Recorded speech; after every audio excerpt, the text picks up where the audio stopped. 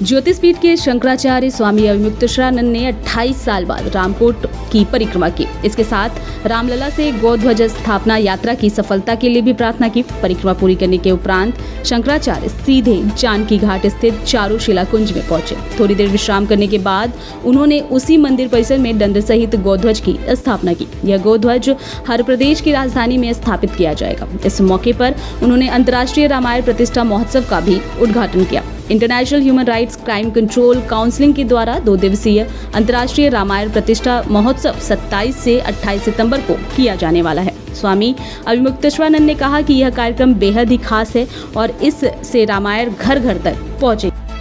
मंदिरों की जो चढ़ोतरी है उससे सबसे पहला काम भगवान की राग भोग पूजा का होना चाहिए। अगर उससे पैसा बच जाए तो लोग कल्याण कार्य में लगे, लेकिन जैसे हमारे घर की पहली रोटी गौ माता के लिए होती है, उसी तरह से किसी भी मंदिर की चढ़ोतरी का जो पैसा भगवान के राग भोग पूजा से बच गया है उसको लोक कल्याण कार्य में लगाया जाए। सबसे पहला काम गौ माता की सेवा के लिए लगाया जाए। हर मंदिर की अपनी गौशाला होनी चाहिए। तिरुपति इसकी शुरुआत करे। तिरुपति में 3 लाख करोड़ से ज्यादा पैसा हम लोगों ने जमा कर दिया है। हजारों किलो सोना हमने जमा कर दिया है, कोई कमी नहीं है। इसलिए बाजार का खरीदा हुआ घी अब वहाँ के प्रसाद लड्डू में नहीं लगना चाहिए। तिरुपति की स्वयं की गौशाला बने, ऐसे की कोई कमी नहीं है। कमी होगी तो हिंदू समाज कहाँ चला गया है वो और दे देगा।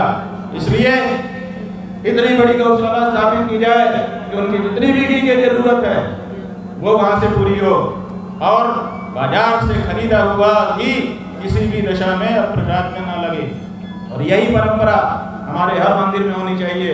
यहाँ के राम मंदिर में, जन्मभूमि के मंदिर में भी यही व्यवस्था बना दी जानी चाहिए। और दूसरे जो मंदिर हैं, इससे क्या होगा, जब हर मंदिर की गौशाला होगी तो मंदिर में भोग के लिए शुद्ध दूध, शुद्ध दही, शुद्ध घी सब मिल जाएगा। और साथ ही साथ वो गाय जहाँ चलेगी, जिन खेतों में उसका गोबर गोमूत्र डाला जाएगा वहाँ शुद्ध अन्न होगा।